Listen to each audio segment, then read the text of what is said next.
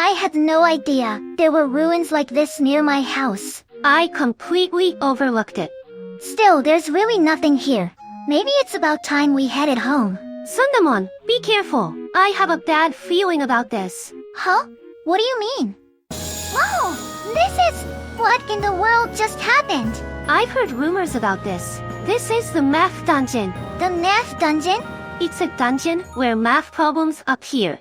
Well, let's set that aside for now. Anyway, take a good look at this relation. The left-hand side is xy. The right-hand side is yx.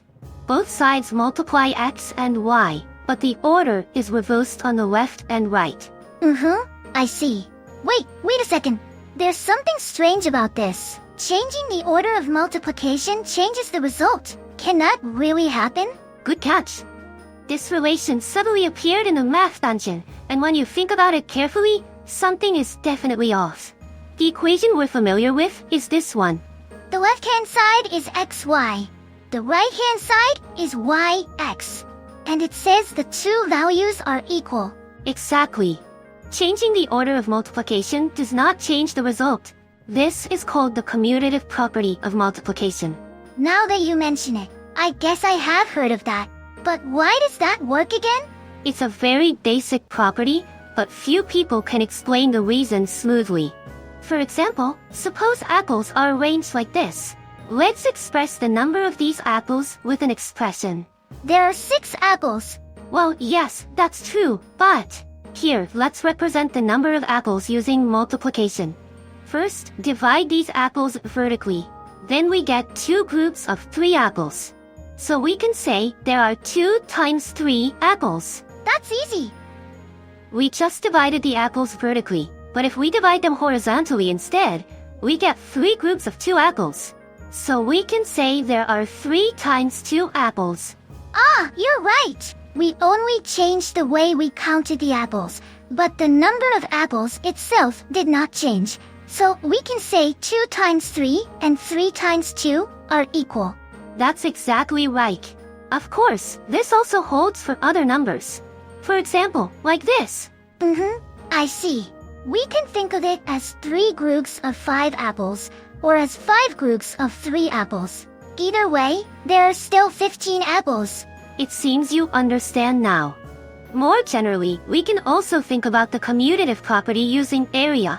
If a rectangle has length A and width B, what is its area? Let me see.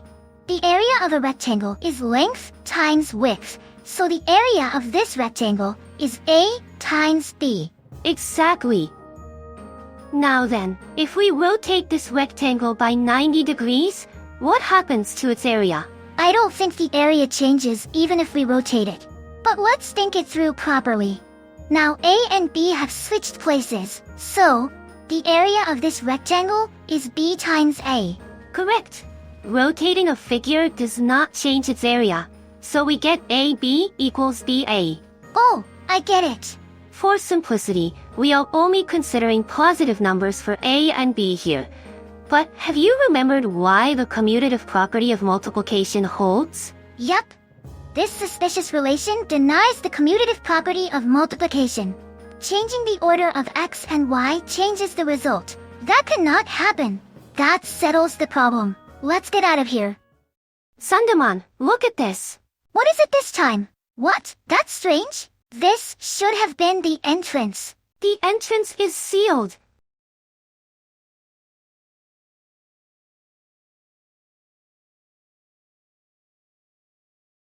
We found a strange relation in a math dungeon near my house. The commutative property of multiplication does not hold. There is no way that could be true. But the entrance is sealed. It looks like we have to solve the mystery of that relation. Thank you very much for summarizing everything so far. Even so, this is troubling. Wait, what's going on? The relation has changed from before. Something feels suspicious. This equation looks a lot like the commutative property of multiplication.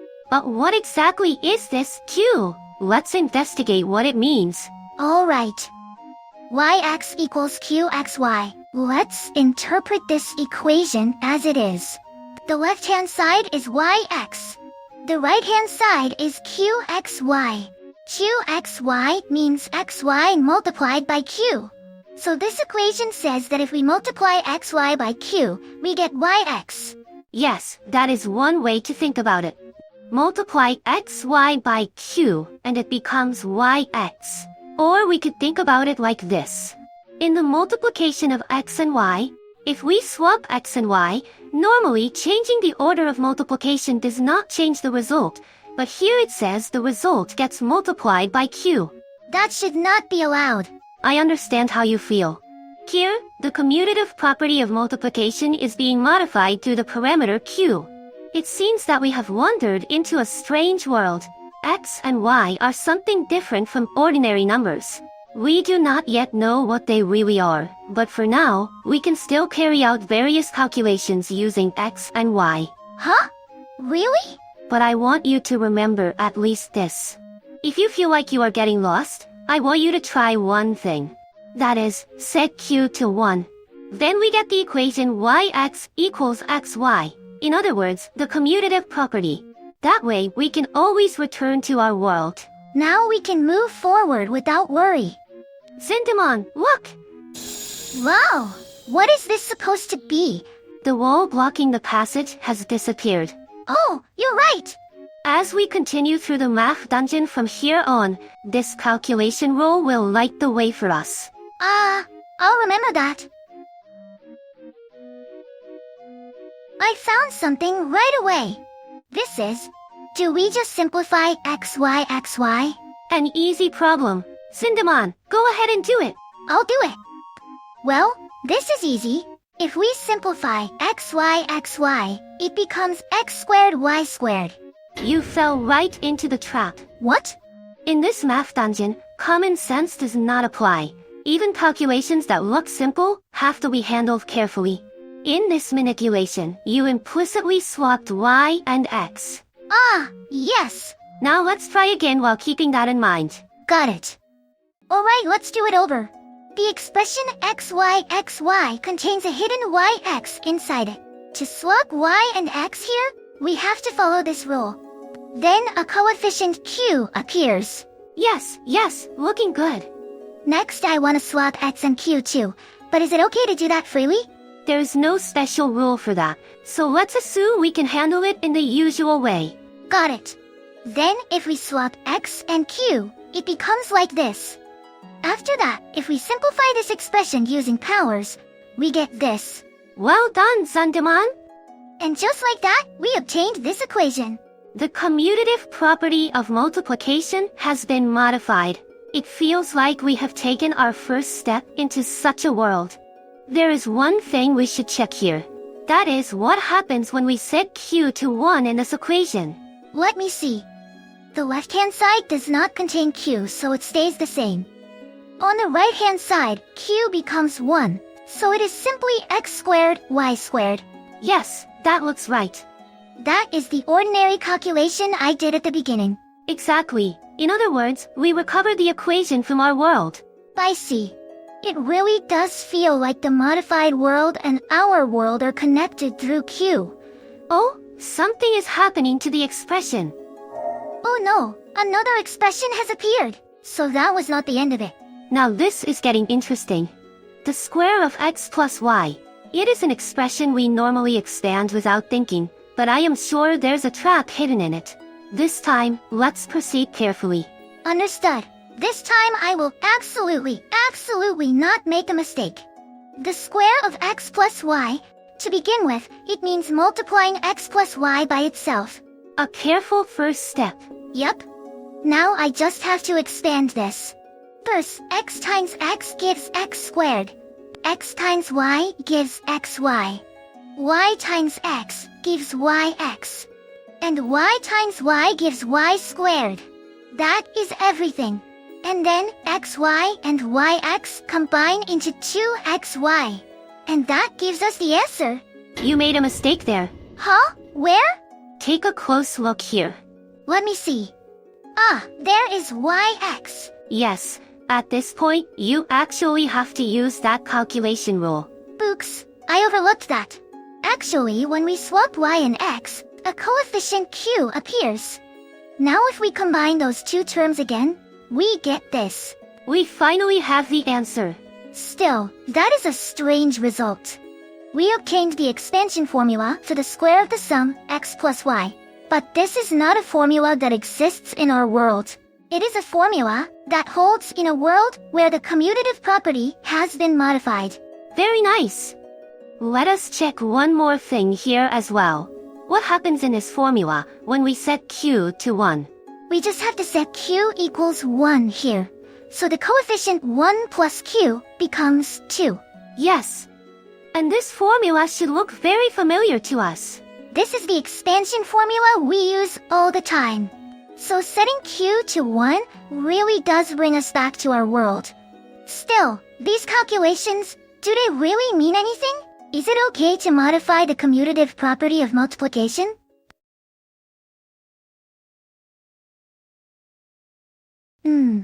Huh? Where am I? Where is Metan? And what is this equation? Where is a coefficient q here? Does that mean it has something to do with the commutative property being modified? Calm down and think it through. That voice, Metan. Alright, I will calm down and think. It looks like f of x is a function of x. And when something called t is applied, it becomes f of qx. So when t is applied to a function, x is replaced by qx. In other words, we can also think of it as x being multiplied by q. That is right. T sends the function f of x to the function f of qx. Here, let's think of f of qx as the function that maps x to f of qx. In general, something like t that sends one function to another is called an operator.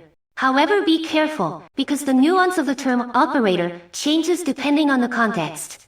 Thanks for the careful explanation. Oh, this is... Do I just compute tx f of x? I do not know what this has to do with the commutative property of multiplication, but... Well, let me just try it for now. What I need to compute now is tx f of x. Here t is applied to x f of x.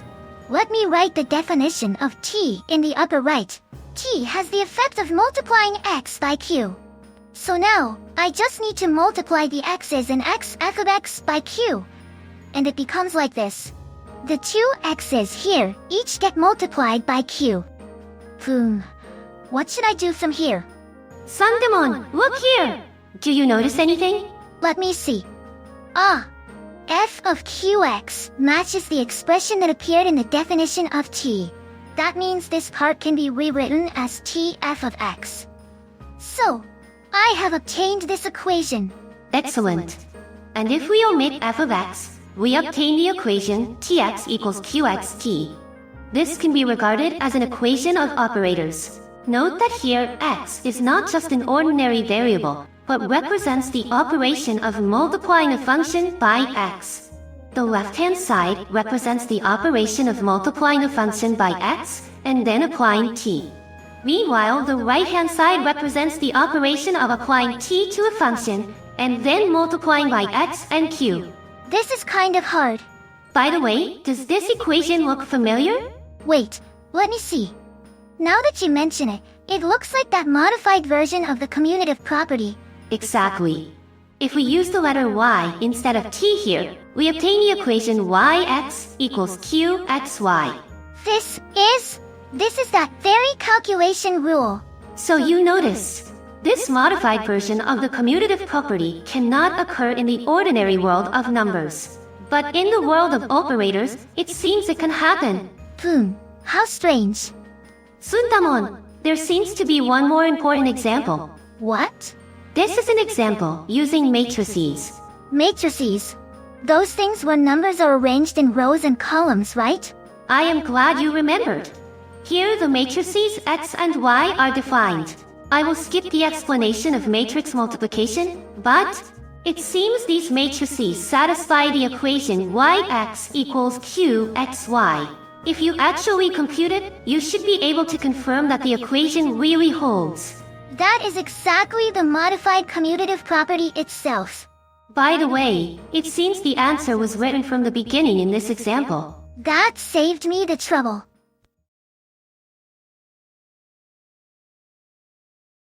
Boon. Pa, this is... Ah, the entrance is open. Zundamon, we did it! Metan. Now then, shall we go home? No, wait a second. There's one thing bothering me. Oh, what is it? That modified commutative property. What exactly were x and y in it, anyway? Can we think of them as variables? If x and y were variables, I feel like something strange would happen. In this modified commutative property, let's suppose q equals -1. Then we get yx equals minus xy. If x and y were variables, they could take various values. If both x and y were 1, then the left-hand side is 1 times 1, so it is 1. And the right-hand side is -1 times 1, so it is -1. That would give 1 equals -1, which is a contradiction. I see, yes, that is true. At least x and y are not variables in the sense that you can freely plug in any numbers you like. However, there is one thing we can say. It is that, in a certain sense, substitution is possible. For example, think back to the modified expansion formula we proved earlier. That formula holds for any x and y that satisfy the modified commutative property. In other words, we can substitute into the variables x and y. Huh? I do not really get it. Okay, let us think about the matrix example from earlier. Matrices have addition, multiplication, and scalar multiplication. And matrices x and y satisfy a modified version of the commutative property. Therefore, we can use the modified expansion formula as it is. Oh, I see. So that means we substituted the matrices x and y into the modified expansion formula. Yes, that is a good way to think about it. On the other hand, if we step away from specific examples and think more abstractly again, this equation can be regarded as a modified version of the commutative property. In general, a mathematical concept extended through the parameter q is called a q analog of the original concept.